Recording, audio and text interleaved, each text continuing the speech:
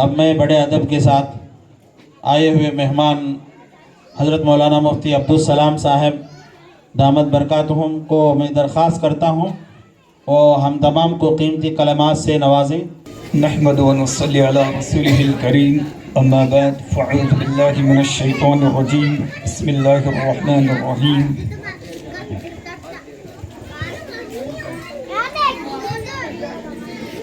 بھائی بیٹھ جاؤ، صاحب آپ بیٹھ جاؤ۔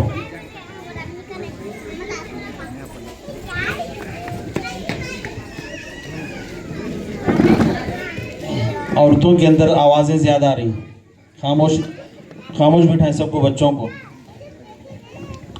نحمد و نصلی علی رسولہ الکریم، اما بعد فاعوذ باللہ من الشیطان الرجیم، بسم اللہ الرحمن الرحیم۔ انا عرضنا الامانة على السماوات والارض والجبال فابين ان يحملنها واشفقن منها وحملها الانسان انه كان ظلوما جهولا۔ وقال الله تبارك وتعالى في موضع آخر: لو أنزلنا هذا القرآن على جبل لرأيته خاشعا متصدعا من خشية الله وتلك الأمثال نضربها للناس لعلهم يتفكرون۔ صدق الله العظيم وصدق رسوله النبي الكريم، وقال النبي صلى الله عليه وسلم: خيركم من تعلم القرآن وعلمه، أو كما قال عليه الصلاة والسلام۔ مستورات میں سے بچوں کی آواز آ رہی ہے، کوئی ایک بہن ان کو خاموش کر دیں۔ انشاءاللہ مختصر سی بات ہوگی، زیادہ وقت نہیں لیا جائے گا، اس لیے کہ آپ بہت دیر سے بچوں کا پروگرام دیکھ رہے ہیں۔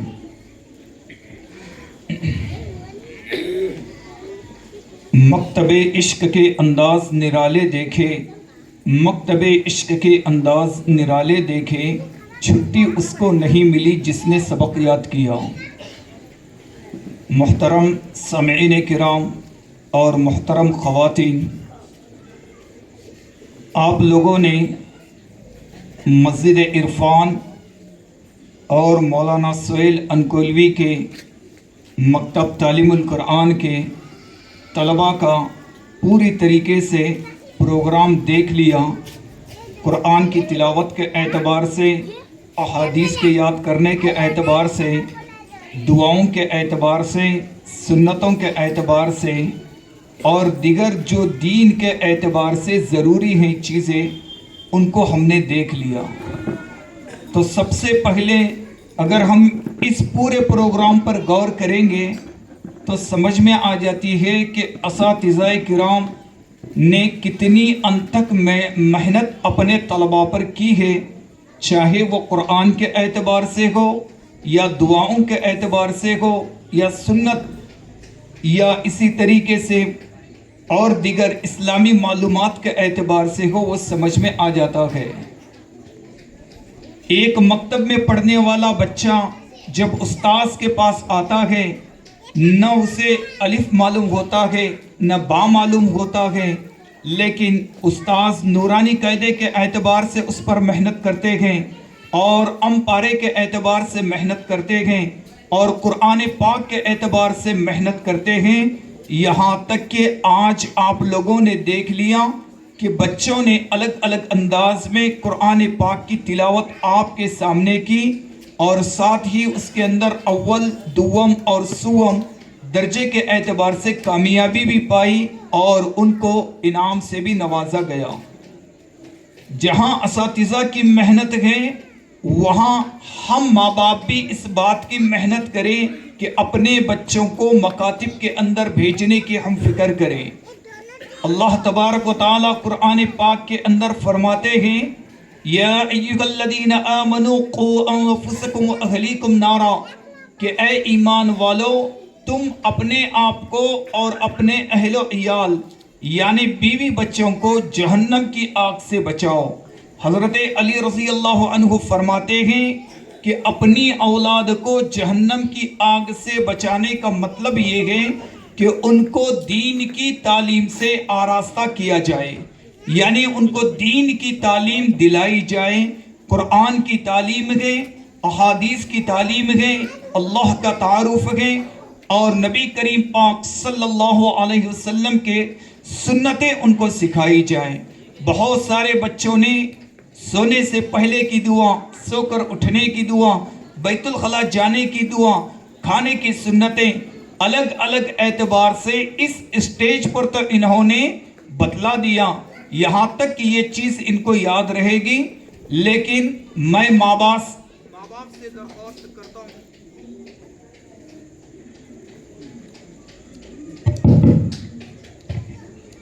میں ماں باپ سے درخواست کرتا ہوں کہ آپ کا بچہ یا بچی مکتب کے اندر جب پڑھنے آتی ہے تو وہ 1 گھنٹہ لے کر آتا ہے یا آتی ہے، لیکن 23 گھنٹے وہ آپ کی نگرانی میں رہتے ہیں۔ لہٰذا والدین سے ہماری یہ درخواست ہے کہ اپنے بچوں کو سونے سے پہلے کی دعا ان کو ضرور پڑھنے کے لیے کہیں، اور اگر انہوں نے نہیں پڑھی ہے تو ان کو پڑھا کر سلانے کی کوشش کریں، اور جب وہ نیند سے اٹھ جائیں تو سو کر اٹھنے کی دعا، بیت الخلاء جانے سے پہلے کی دعا، اساتذہ کرام تو وہ تو دعائیں یاد کرا دیتے ہیں، لیکن ماں باپ کی ذمہ داری ہے کہ ان پر توجہ دے، کیونکہ جہاں ہم تعلیم دین کے حاصل کر رکھے ہیں اس سے بھی بڑھ کر ایک چیز ہے تربیت، اور تربیت وہ اس وقت ہوگی جب ماں باپ اپنے بچوں کی نگرانی کریں گے، دھیان دیں گے، کیونکہ قرآن پاک یہ ایسی کتاب ہے، اس کے پڑھنے پر بھی ثواب، اس کے دیکھنے پر بھی ثواب، اس کے بارے میں بولنے پر بھی ثواب، اس کے بارے میں تفسیر پڑھنے پر کرنے پر ثواب، ہر طریقے سے۔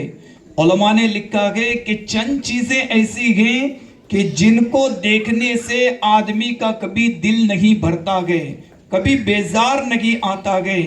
من جملہ ان چیزوں میں سے ایک ہمارے سر پر نیلا آسمان ہے، ہم جب بھی اس کو دیکھتے ہیں کبھی کسی نے یہ نہیں کہا کہ یہ آسمان نیلے کلر کا ہے، کاش اللہ اس کا رنگ بدل دیتے تو کتنا اچھا ہوتا، اس کو دیکھنے سے ہمیں بیزار نہیں ہوتا گئے۔ دوسرا، جس پانی کو ہم استعمال کرتے ہیں، پانی پینے کے لیے، نہانے کے لیے، دوسرے ضروریات کے لیے ہم پانی کو استعمال کرتے ہیں، کبھی پانی کو دیکھ کر ہم نے یہ نہیں کہا کہ اس کا کلر، اس کا رنگ ایسا کیوں ہے، دوسرا ہونا چاہیے، مجھے پی پی کر بیزار آ گیا، ایسا نہیں ہے۔ من جملہ دوسرے جوس اور مشروبات کے، کہ اگر ہم کوئی دوسرا جوس وغیرہ پیتے ہیں، 1 یا 2 مرتبہ پیتے ہیں، بیزار ہو جاتے ہیں، لیکن پانی کے بارے میں کبھی کسی نے کچھ نہیں کہا۔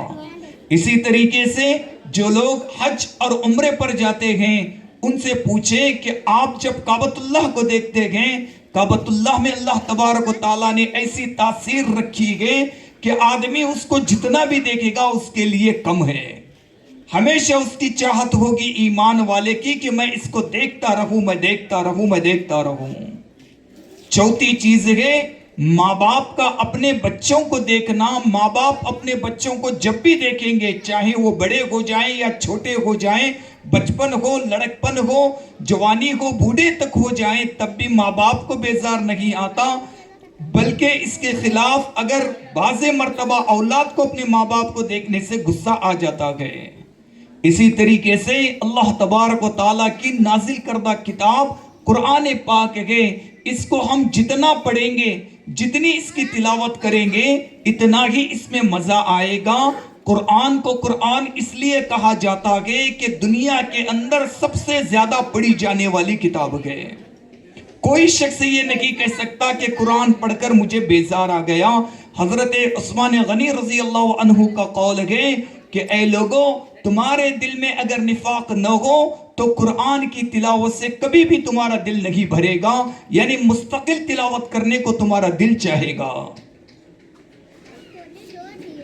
لہٰذا بچے یہ آ کر قرآن کی تلاوت کو، سنتوں کو سیکھتے ہیں۔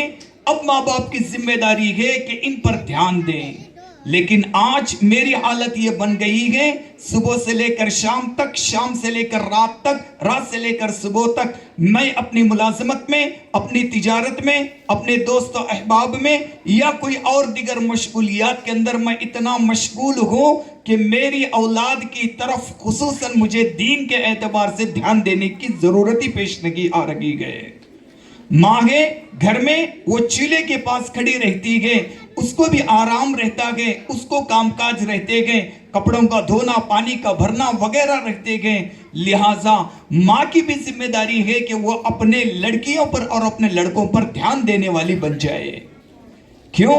اس لیے کہ ایک اللہ والوں کا قول ہے، مرد بنا فرد بنا، عورت بنی خاندان بنا، بچہ بنا نسلیں بنی۔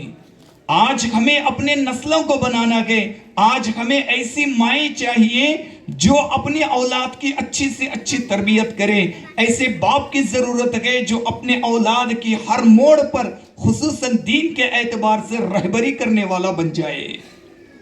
یہ نہیں کہ صرف ہم نے مکتب میں داخل کر دیا، مکتب میں استاذ پڑھا رکھے گئے، اسی پر ہم نے آخر رکھ دیا کہ اب ہمیں کوئی نگرانی کی ضرورت نہیں، ایسا نہ ہو، بلکہ ایک ذمہ داری یہاں سے ہم لے کر جائیں کہ مجھے ہر حال میں اپنے بچے کی تربیت کرنی ہے۔ تربیت کس طریقے سے؟ سب سے پہلے ماں باپ یہ عہد کر لے، میں بچوں سے زیادہ مخاطب نہیں ہوں گا، اس لیے کہ بچوں نے تو اپنے پروگرام اپنے ذہنیت کے اعتبار سے، اپنی عمر کے اعتبار سے بتلا دیے، لیکن ماں باپ کی ذمہ داری ہے کہ ہم اپنے بچوں کی وہ تربیت دین کے اعتبار سے کریں۔ آج بچوں کی تربیت دین کے اعتبار سے نہ ہونے کی بنیاد پر بے دینی ہمارے اندر آ رہی ہے۔ بچوں پر غور کریں کہ آج بچوں کے اندر دینداری نہیں ہے۔ بہت سارے بچے ایسے ہیں جو دین کو اپنانا بھی نہیں چاہتے ہیں۔ اگر اس کی صحیح وجہ تلاش کی جائے تو ماں باپ کی زندگیوں کے اندر دین نہیں ہے۔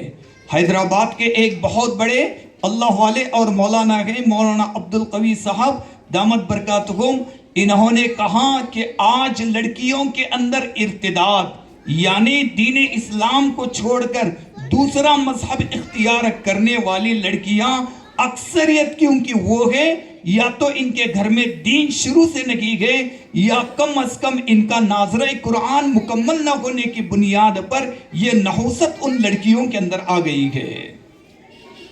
اب ہم غور کریں کہ ہمارے بچوں کی پرورش ہم کرنا چاہتے ہیں، ان کو ایمان کے اوپر باقی رکھنا چاہتے ہیں، اسلام پر باقی رکھنا چاہتے ہیں، ارتداد سے بچانا چاہتے ہیں، بے پردگی سے بچانا چاہتے ہیں۔ ہمارے لیے ضروری ہے کہ ہم اپنے بچوں کے لیے قرآن کی تلاوت کے لیے ان کا وقت مقرر کریں۔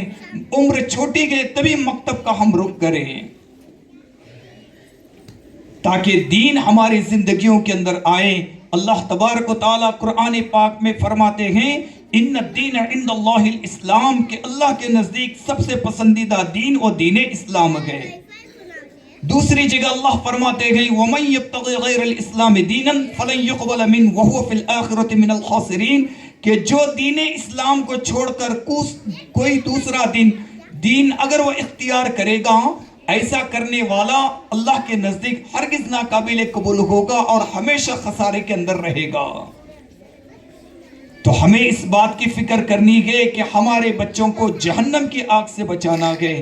آج اگر میرا بچہ چاہے وہ لڑکا ہو یا لڑکی ہو آگ کے سامنے جائیں، کسی چاقو کے سامنے جائیں یا کسی کرنٹ کی چیزوں کے سامنے جائیں، ہماری یہ فکر ہوتی ہے کہ میرے بچے کو کسی طریقے کی تکلیف نہ ہو۔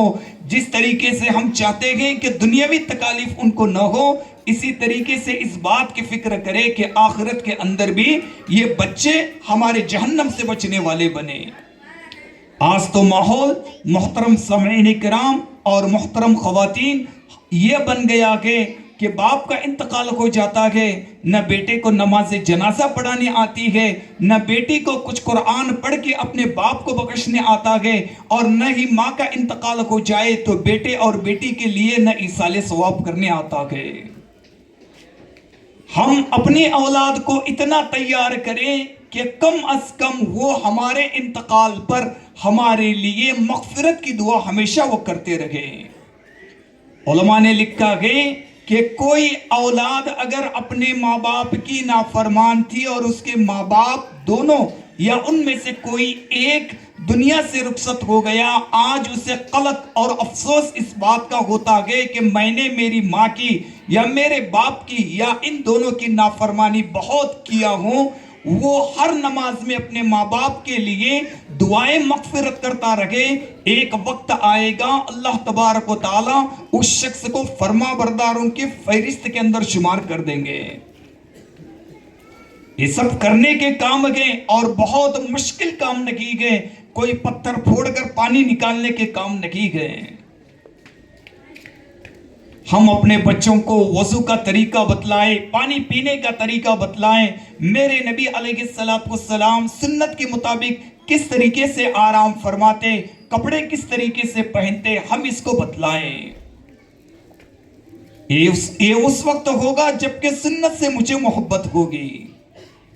اللہ کے نبی علیہ السلام نے فرمایا من اکرم بسنتی اکرمہ اللہ باربع خصال, کہ جو میری سنت کا اکرام کرے گا اللہ اسے 4 انعامات عطا فرمائیں گے. سب سے پہلے انعام یہ ہوگا اللہ تبارک و تعالی المحبت فی قلوب البرارہ, نیک لوگوں کی دلوں میں سنت پر عمل کرنے والے کی محبت ڈال دیں گے.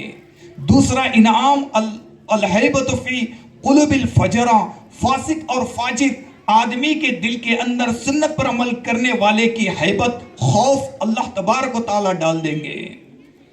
اور تیسرا وسعت فی الرزق, رزق کے اندر برکت ڈال دیں گے. آج ہم کما تو بہت رکھے گئے, بہت چیزیں حاصل کر رکھے گئے, لیکن اس میں برکت نہ کی گئے. سنت پر عمل کریں گے, ماں باپ کریں گے, بچہ بھی کرے گا, انشاءاللہ برکت ملے گی. اور چوتھا اور سب سے بڑا انعام سنت پر عمل کرنے پر اللہ تبارک و تعالیٰ یہ دیں گے وَالثِّقَةُ فِي الدِّينِ, کہ اللہ تبارک و تعالیٰ دین کے اندر مضبوطی عطا فرمائیں گے, جمع دیں گے. لہٰذا ہماری اپنی ذمہ داری ہے کہ ہم سنت پر عامل بنیں. لیکن آج ہم نے سنتوں کو چھوڑ دیا, بدعات اور خرافات ہماری زندگی کے اندر آ گئے. جو کرنے کے کام تھے ہم نے اس کو نہیں کیا, اور جو نہ کرنے کے کام تھے اس کو ہم نے ضروری سمجھ لیا. بہت ساری ایسی چیزیں ہمارے معاشرے میں گئے جن کا تعلق نہ قرآن سے گئے, نہ احادیث سے گئے, نہ صحابہ سے گئے, کسی سے بھی نہیں گئے, لیکن ہم نے اس کو ضروری سمجھ لیا ہے. ایسے خرافات جو عمومی طور پر شادی بیاہ کے موقع پر یا انتقال کے موقع پر وجود میں آ جاتے ہیں, میں اس کا تذکرہ کرنا نہیں چاہتا ہوں, لیکن ایسی چیزوں کو ہم نے دین سمجھ کر لیا ہے جبکہ یہ دین نہیں ہے. ان مکاتب کے ذریعے سے, ان مساجد کے ذریعے سے اور ان مدارس کے ذریعے سے ہمیں دین ملتا ہے, تو اس دین کے اوپر ہمیں باقی رہنے کی بہت ضرورت ہے. اللہ کے نبی علیہ السلام کی زندگی کو ہم پڑھیں. آپ علیہ السلام اپنے بیویوں کے ساتھ کس طریقے سے رہا کرتے ہیں اس کو پڑھیں. ایک شوہر کے اپنے بیوی پر کیا حقوق گئے, ایک بیوی کے اپنے شوہر پر کیا حقوق گئے. اللہ کے نبی علیہ السلام نے فرمایا کلکم مسئول کلکم راعٍ وکلکم مسئول عن رعیتہ, تم میں سے ہر ایک ذمہ دار ہے اور ذمہ دار کو اس کے ذمہ داری کے متعلق پوچھا جائے گا. شوہر اگر کہے تو بیوی کے متعلق پوچھا جائے گا, ماں اگر کہے تو بچوں کے متعلق پوچھا جائے گا. کہ دنیا کے اعتبار سے کیا کیا یہ نہیں پوچھا جائے گا, دین کے اعتبار سے کیا فکر کی یہ پوچھا جائے گا. ہماری اپنی زندگی کے اندر دین کا لانا بہت ضروری ہے. اللہ کے نبی علیہ السلام کی معاشری زندگی اٹھا کر دیکھیں. اللہ کے نبی علیہ السلام فرماتے ہیں انا خیرکم, کہ میں تم میں سب سے بہتر ہوں, اور تم میں سے سب سے بہتر وہ شخص ہے جو اپنے گھر والوں کے لیے بہتر ہے. شوہر بیوی کے لیے بہتر ہو جائے, بیوی شوہر کے لیے بہتر ہو جائے, ماں باپ اولاد کے لیے بہتر ہو جائے, اولاد ماں باپ کے لیے بہتر ہو جائے. اسی لیے علماء نے لکھا ہے کہ ایک اچھی زندگی اگر ہم گزارنا چاہتے ہیں تو 6 باتوں کو ہم چھوڑ دیں. کتنے باتوں کو؟ 6 باتوں کو اگر انشاءاللہ چھوڑ دیں. خصوصاً مستورات بھی اس بات کو سنیں کہ اگر ہم اچھی زندگی گزارنا چاہتے ہیں تو 6 چیزوں کو چھوڑ دیں, انشاءاللہ ہمارا معاشرہ اچھا بنے گا, ہمارے شوہر اور ہمارے اپنے بچوں کے ساتھ ہماری زندگی اچھی بنے گی. سب سے پہلی بات یہ ہے کہ ہم غفلت کو چھوڑ دیں. اللہ تبارک و تعالیٰ قرآن میں فرماتے ہیں وَلَا تَكُمْ مِنَ الْغَافِلِينَ, کہ تو غفلت والوں میں سے نہ ہو. بیوی بہت سارے کام شوہر کے ذمہ لگا دیتی ہے, جیسے کہ گھر سے باہر گئے, اپنے دوستوں میں, اپنی تجارت میں, اپنی مشغولی میں اتنے مشغول ہو جاتے ہیں جیسے کہ بیوی صاحبہ کا چہرہ دیکھتے ہیں وہ چیزیں یاد آ جاتی ہیں.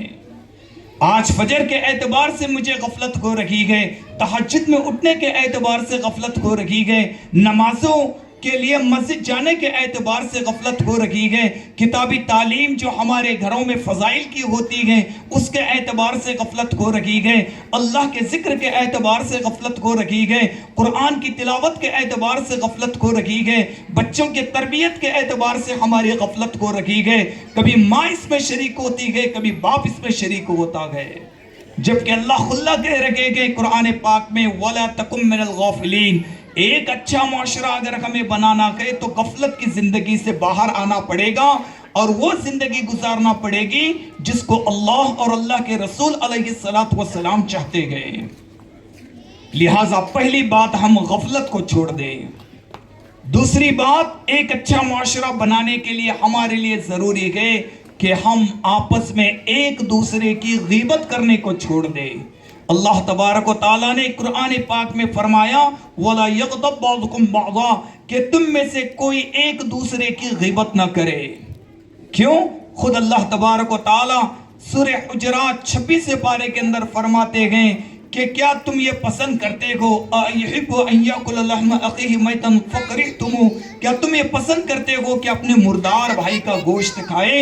یعنی غیبت کرنا اپنے مردار بھائی کے گوشت کے کھانے کے برابر ہے. اور غیبت کہتے ہیں سامنے والے کی برائی کو بیان کرنا, جب اس کے سامنے اس کی برائی لائی جائے تو وہ ناراض ہو جائے, اور اگر اس کے اندر وہ چیز نہ ہو جس کو ہم بیان کر رکھے ہیں تو یہ تو بہتان ہے. آج موبائل کے زمانے نے جہاں پر ٹاک ٹائم فل آ گیا کہ جتنی باتیں کرنا ہے کریں, میں اپنی بہن سے, میں اپنے بھائی سے, میں اپنے رشتہ داروں سے دین کی باتیں نہیں کرتا ہوں یا نہیں کرتی ہوں, اگر کرنا ہے تو اس کی غیبت ہو جاتی ہے, اس کی غیبت ہو جاتی ہے.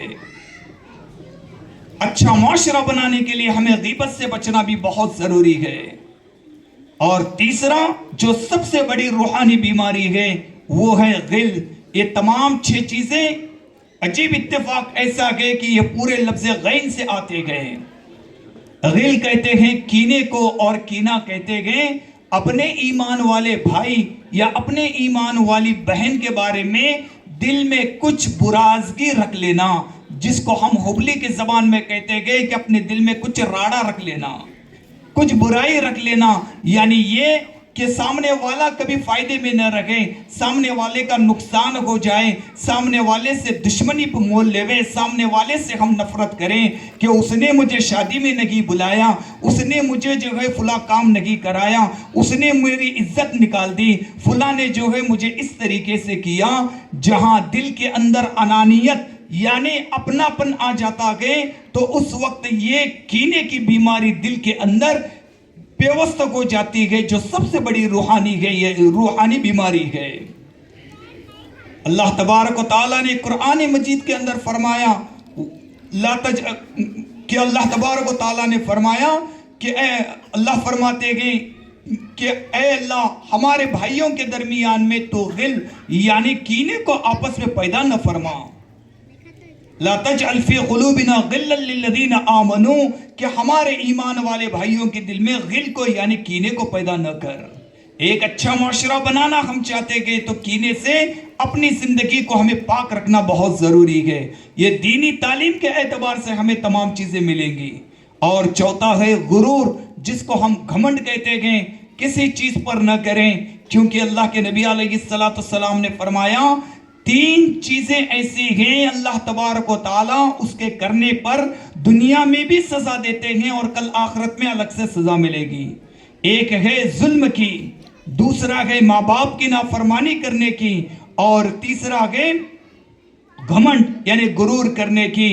آدمی اگر اس میں مبتلا ہو جاتا ہے تو مرنے سے پہلے اس کو یہ سزا ملتی ہے کہ یا تو اس کا گھمنڈ ٹوٹ جائے گا یا ماں باپ کی نافرمانی کرنے کی بنیاد پر اس کے اولاد نافرمانی اس پر کر کے دکھا دے گی. اور اگر ظلم اس سے کیا گئے, اللہ قرآن میں فرماتے ہیں ان اللہ لا يحب الظالمین, کہ اللہ تبارک و تعالیٰ ظالموں سے محبت نہیں کرتے. 5ویں چیز جو ہمارے معاشرے کے اندر ہے وہ ہے غلو. किसी चीज को बड़ा चढ़ाकर बयान करना, उसकी हकीकत से ज्यादा बयान करना, इस तरीके से बयान करना कि जैसे सामने वाले को सुनने के लिए मजा आए लेकिन बोलने वाले को उससे ज्यादा आए।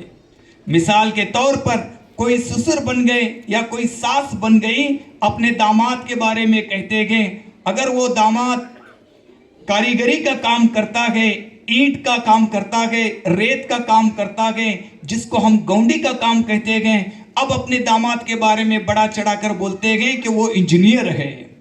इंजीनियर अलग होता है, मिस्त्री अलग होता है। अगर वो कोई ड्राइवर है तो कहते हैं कि फलां बड़ी गाड़ी का ड्राइवर है। ऐसा हमारे माशरे के अंदर बहुत सारी चीजें जिसको बड़ा चढ़ाकर बयान किए जाते हैं, ये हमारे माशरे के अंदर से हम खत्म करें। एक बतौर लतीफे के बाद बतला देता हूं, दो दोस्त आपस में बात कर रहे थे और साथ में ये कह रहे थे कि हमारे अब्बा फुला गए, हमारे अब्बा फुला गए। सामने ने पूछा कि क्या गए? कहा कि मेरे अब्बा का इतना बड़ा घर गए, इतना बड़ा घर गए, इतना बड़ा घर गए कि फजर की नमाज पढ़ के घर में दाखिल हो जाए कार लेकर तो उस दरवाजे पर निकलने के लिए मगरिब की नमाज हो जाएगी। दूसरे ने कहा कि वाकईतन तेरे अब्बा का बड़ा घर गए।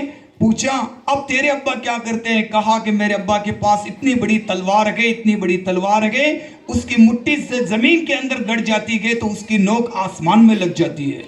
इसने कह दिया कि हाँ भाई बहुत बड़ी बात है। वो पूछा कि रात में तुम्हारे अब्बा तलवार कहाँ रखते हैं? तो कहा तुम्हारे अब्बा के घर में रखते हैं।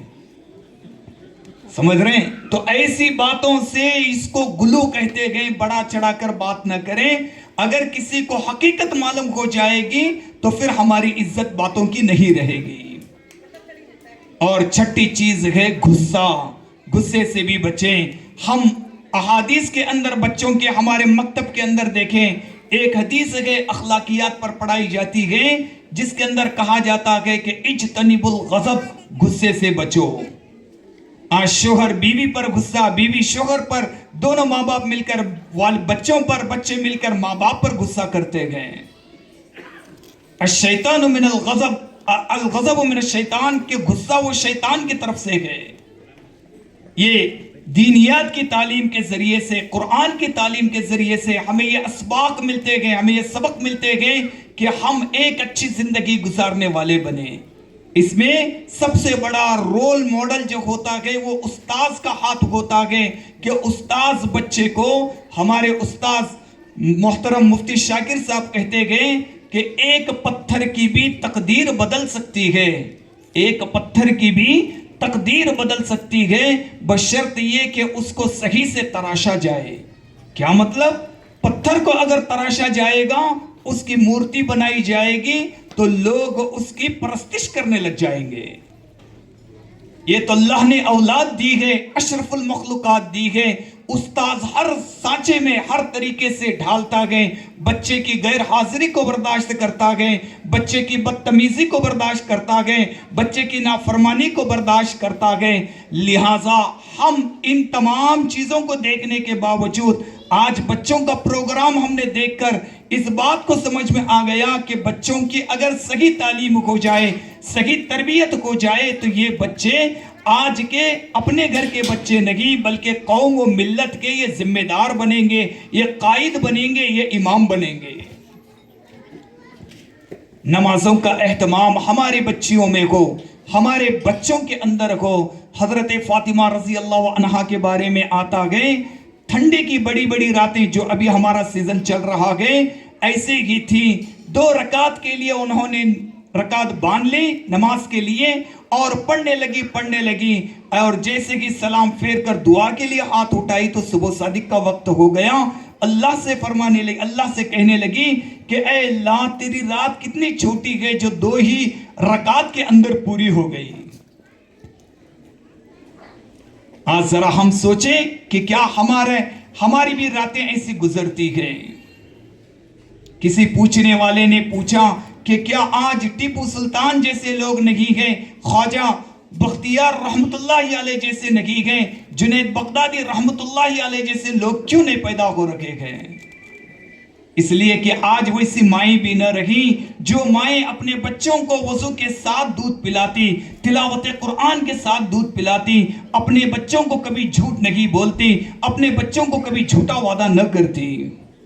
اللہ کے نبی علیہ السلام کے مکان پر ایک عورت اپنے بچے کے ساتھ آئی، بچہ رونے لگ گیا تو ماں نے کہا کہ بیٹا میں تجھ کو کچھ دیتی ہوں۔ اللہ کے نبی علیہ السلام نے اس عورت سے پوچھا کہ تم نے جس وعدے کو کیا ہے تم اس کو پورا کرو گی؟ یعنی کیا دینے کی بات کی گئی؟ کہا کہ اس کو کھجور دینے کی میں نے بات کی گئی۔ کہا کہ اگر تو کھجور دے دیتی گئے تو بہت اچھی بات ہے، اور اگر تو کھجور نہ دیتی تو گویا کہ تو نے بچے کو جھوٹ بول دیا، اور دوسرا اس بات کو تو نے بچے کو لے کر آئی تیار کر دیا کہ میں تو تیرے ساتھ وعدہ کر رکھی ہوں لیکن یہ جھوٹا وعدہ ہے۔ آج بھی ہم اپنے بچوں سے وعدے کر لیتے ہیں کہ بیٹا تو یہ کر لے، میں یہ دلا دیتا ہوں، بیٹا میں تجھے وہاں بلا لے جاتا ہوں، بیٹا میں تجھے وہ کر دیتا ہوں۔ ذرا ہم بھی غور کریں کہ کہیں ہم جھوٹے وعدے تو نہیں کر رہے، ہم جھوٹی بات تو نہیں کر رہے۔ مائیں بھی اس بات کے اوپر خیال کریں کہ کہیں ہم بچوں کی تربیت کے اندر کمی تو نہیں کر رہے، وعدہ جو کر رکھے گئے ہم اس کے اعتبار سے اسے پورا تو نہیں کر رہے۔ آپ اگر وعدہ پورا نہیں کر سکتے تو وعدہ نہ کریں۔ بچوں کے اندر آپس میں سچ بولنے کی ترتیب بنا دیں۔ یہ سب تربیت کے اعتبار سے باتیں ہیں، بقیہ تو اساتذہ مکاتب کے اندر پڑھا دیتے ہیں، سمجھا دیتے ہیں۔ لہٰذا اپنی مائیں اپنی بچوں کو 5 وقت کی نماز کو اپنے ساتھ میں لے کر پڑھیں۔ بچے اگر ہمارے بڑے گئے تو ماں باپ سے بھی درخواست رکھیں کہ مسجد کا رخ کرائے انہیں، کیونکہ آج دین پر باقی رہنا بہت ضروری ہے، ورنہ یہود، نصارہ، کافر، ان تمام لوگوں کی یہ سازش چل رکھی ہے کہ نہ مسجد رکھے اور نہ مسلمان رکھے، ہر ایک کلمہ پڑھنے والا دنیا سے ختم ہو جائے، یہ کوشش چل رکھی ہے۔ مولانا ابو الحسن ندوی رحمت اللہ علیہ نے فرمایا کہ آج کے زمانے میں اگر ہم ایمان پر باقی رہنا چاہتے ہیں، قرآن پر عمل کرنا چاہتے ہیں، اسلام پر باقی رہنا چاہتے ہیں، لہٰذا ہمارے لیے ضروری ہے کہ ہم مکاتب کو مضبوط بنائیں۔ یہ مسجد عرفان آپ کے لیے اللہ تبارک و تعالیٰ نے دی ہے۔ میں ابھی مولانا سے کارگزاری کے طور پر پوچھ رہا تھا کہ مولانا کتنے بچے آتے ہیں، تو مولانا نے بتایا کہ 20-22 بچے آتے ہیں۔ مکانات تو بہت گئے، ہر ماں باپ کے پاس اگر 2 بچے گئے تو وہ اگر بھیج دیں گے 50 مکان میں اگر 100 بھی بچے پکڑیں گے تو 100 بچے سے مکتب کے لیے ایک استاذ کافی نہیں ہوں گے، بلکہ اور بھی اساتذہ کی ضرورت پڑے گی۔ ہم انگلش میڈیم اسکول کا انتخاب کرتے ہیں، اردو میڈیم اسکول کا انتخاب کرتے ہیں، اچھی سے اچھی اسکول جہاں پر بچے کے اخلاق کی تربیت ہو جائے اور اس کے پڑھنے پڑھانے کے اعتبار سے ترتیب ہو جائے۔ جہاں ہم اچھے سے اچھی اسکول ڈھونڈ رکھے گئے وہاں اچھے سے اچھا مکتب بھی ڈھونڈ لے گئے، اپنے بچوں کو ہم پڑھانے والے بنے۔ کیوں؟ یہ بچے آج کے چھوٹے ہیں، کل کے بڑے ہوں گے، یہ دین کے داعی بن جائیں گے، اللہ کے راستے میں چلنے والے بنیں گے، اللہ کے دین کو پھیلانے والے بنیں گے۔ یہ اس وقت ہوگا جب ہمارے پاس دین ہوگا تو ہم دوسروں کو بانٹنے والے بنیں گے۔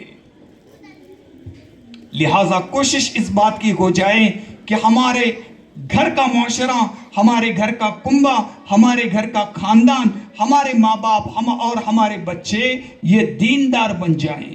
اس کے لیے ضروری ہے کہ ہم مکاتب کا رخ کریں، اور وہ بچیاں جنہوں نے ختم قرآن کیا گئے، میری ان سے درخواست ہے کہ روزانہ کم از کم 1 پارہ کی تلاوت تو وہ ضرور کریں، کیونکہ مسلم شریف کی روایت ہے، قرآن شریف کے بارے میں آتا ہے حجت لک او علیک، کہ یہ قرآن تیرے لیے حجت بنے گا یا تیرے خلاف حجت بنے گا۔ اس کی تلاوت کریں گے، اس کا حق ادا کریں گے۔ شیخ زکریا رحمت اللہ علیہ نے لکھا ہے فضائل کے اندر کہ سال بھر میں کم از کم 2 قرآن کا ختم کرنا یہ قرآن کا حق ہے۔ اور ختم کرنے کا مطلب یہ نہیں آپ کو سند مل گئی، میڈل مل گیا، اس کا مطلب یہ نہیں کہ اب اس کو جو ہے ہم اٹھا کر رکھ دیں، بلکہ قرآن کے بارے میں اللہ تبارک و تعالیٰ فرماتے ہیں کہ یہ قرآن ہدی للمتقین ہدی للناس، لوگوں کے لیے ہدایت ہے، متقی لوگوں کے لیے ہدایت ہے، آیا ہے زندوں کے لیے لیکن ہم نے اس کو مردوں کے لیے اٹھا کر رکھ دیا۔ کہ جب کسی کا انتقال ہو جائے ہم پڑھ لیں گے، نہیں، روزانہ پڑھنے کی کتاب ہے، اس کو سمجھنے کی کتاب ہے۔ لہٰذا وہ بچیاں اور وہ بچے جو قرآن کو ختم کر چکے گئے، ختم کا مطلب یہ نہیں ہوتا کہ اب اس کو بند کر کے رکھ دیا جائے، بلکہ بار بار اس کو پڑھا جائے، اپنی ترتیب بنائیں، صبح میں سورہ یاسین پڑھنے کی، شام میں سورہ واقعہ، اور سونے سے پہلے الف لام میم سجدہ جو 21ویں پارے میں ہے، اور تبارک الذی جو 29ویں پارے میں ہے، اس کو ہم پڑھنے کی فکر کریں۔ اور وہ بچیاں جو اب یہاں سے پڑھ کر فارغ ہو گئی ہیں، ان کے ماں باپ سے ہماری ایک اکابرین کی بات میں نقل کرنا چاہتا ہوں کہ اپنے بچوں کو سورہ نساء، سورہ نور اور سورہ احزاب، اس کا ترجمہ اور اس کی تفسیر بھی شادی ہونے سے پہلے ضرور پڑھائیں، اس لیے کہ اس کے اندر بہت سارے پردے کے احکامات ہیں۔ اپنے شوہر کے ساتھ کیسی زندگی گزاریں، اس کے احکامات ہیں۔ شوہر کے ساتھ انبن ہو جائے تو اس کو کس طریقے سے ہینڈل کیا جائے گا، میراث کے اعتبار سے کیا مسائل ہیں، ان تینوں صورتوں کے اندر یہ موجود ہے۔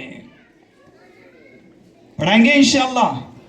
ہاں، ہم کوشش کریں، اور مسجد عرفان کے جو ذمہ دار حضرات ہیں ان سے بھی ہماری درخواست ہے کہ اس مکتب کو الحمدللہ آپ نے اب تک لے کر چلے گئے، آئندہ بھی یہ عزائم کرے کہ ہر گھر پر پہنچے، اور ان ایمان والے بھائی یا بہن کو ہم دین کی بات بتلا کر اپنے بچوں کو دیندار بنانے کے لیے مکتب کی طرف متوجہ کرائیں۔ یہ نہیں کہ امام صاحب صرف جمعہ کے خطبے کے اندر مکتب پر بیان کرے، قرآن پر بیان کرے، بس اسی پر کافی ہو، ایسا نہ ہو، بلکہ ہم بھی مسجد کے ذمہ دار ہونے کے اعتبار سے، چاہے وہ متولی صاحب ہو، چاہے وہ سیکریٹری صاحب ہو، چاہے وہ ممبران صاحب کیوں نہ ہو، وہ بھی مکتب کو جو ہے ایک جاندار اور مثالی مکتب بنانے کی فکر کرے۔ اور ہمارے مولانا سہیل صاحب انکل بھی، وہ بھی الگ الگ جگہوں پر مکتب پڑھاتے ہیں، ہم ان سے بھی درخواست کرتے ہیں کہ آپ بھی ایک کسی جگہ کو طے کر کے وہاں پر ایک مثالی مکتب قائم کرنے کی فکر کریں۔ مولانا دونوں حضرات کے ابھی ہم نے کارگزاری دیکھی، ان تک انہوں نے محنت کی ہے۔ میں یہ نہیں بولتا کہ انہوں نے مجھے بلایا گئے، بات کرنے کے لیے دی ہے، ایسا نہیں ہے، بلکہ ہم نے جو دیکھا ہے وہ آپ حضرات کے سامنے بھی ہم پیش کر رکھے گئے۔ لہٰذا اپنے بچوں کو سنتوں کا پابند، نماز کا پابند اور خصوصاً تقوی کا پابند بنانے کے ہم فکر کریں۔ انشاءاللہ یہ بچے ہمارے قبر میں جانے کے بعد ہمارے لیے دعائیں کرنے والے، ایصال ثواب کرنے والے بنیں گے۔